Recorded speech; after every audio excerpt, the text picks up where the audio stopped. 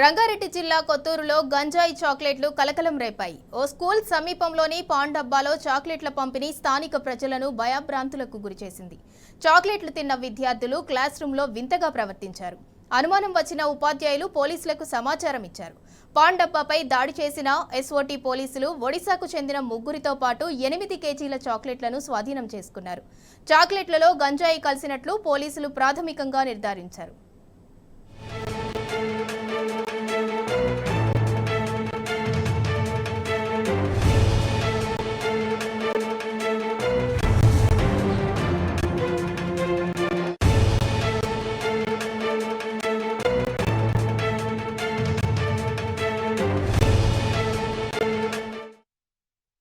రంగారెడ్డి జిల్లా కొత్తూరులో గంజాయి చాక్లెట్లు కలకలం రేపాయి. ఓ స్కూల్ సమీపంలోని పాన్ డబ్బాలో చాక్లెట్ల పంపిణీ స్థానిక ప్రజలను భయభ్రాంతులకు గురిచేసింది.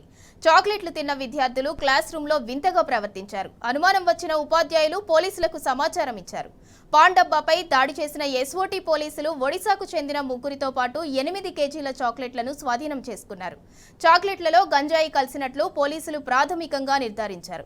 ఇక ఇదే అంశంపై మరింత సమాచారం మా ప్రతినిధి భాస్కర్ అందిస్తారు. భాస్కర్, చెప్పండి, ఈ ఘటన అసలు ఎప్పుడు జరిగింది? దీనికి సంబంధించి పూర్తి అప్డేట్ ఏంటి?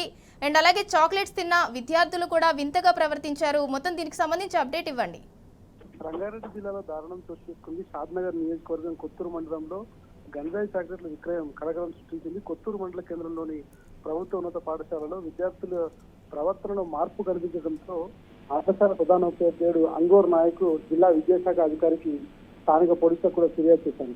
దీనిపై నిఘా పెట్టినటువంటి ఎస్ఓటీ పోలీసులు కొత్తూరులోని కిరాణా షాపుల్లో డబ్బాలలో పూర్తి సమాచారం మేరకు దాడులు నిర్వహించారు. పాన్ డబ్బాలో ఇతర షాపులో దాడులు నిర్వహించిన ఈ దాడుల్లో చార్మినార్ గోల్డ్ పేరిట పసుపు బంగారు వర్ణంలో ఉన్నటువంటి సుమారు 8 కేజీల గంజాయి చాక్లెట్లు ప్యాకెట్లు పట్టుబడ్డట్టుగా చెప్తా ఉన్నారు. ఈ పట్టుబడ్డటువంటి ప్యాకెట్లు ఏవైతే ఉన్నాయో వీటిని చాక్లెట్లను విక్రయించినటువంటి ఒడిశా రాష్ట్రానికి చెందిన ముగ్గురు వ్యక్తులను పోలీసులు అదుపులోకి తీసుకొని దర్యాప్తు చేస్తున్నారు. పూర్తి దర్యాప్తు తర్వాత వివరాలు గంజాయి చాక్లెట్ల విక్రయ వ్యవహారం బయటకు పడేటువంటి అవకాశం అయితే ఉంది. ప్రస్తుతానికైతే ఈ వ్యవహారం నిజమేనని విచారణ కొనసాగిస్తున్నామని చెప్తున్నారు. అది పొరపాటు ఇచ్చారా లేదంటే వీళ్ళు కావాలని ఎవరైనా తీసుకొచ్చారా?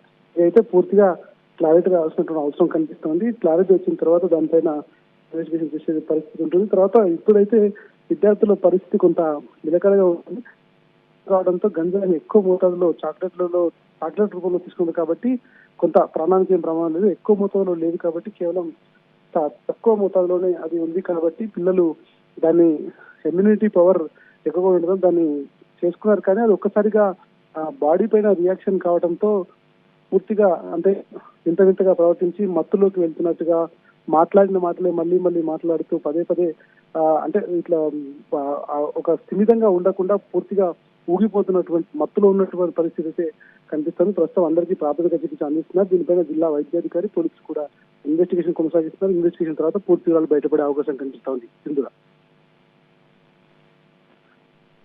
Right, thank you Bhaskar.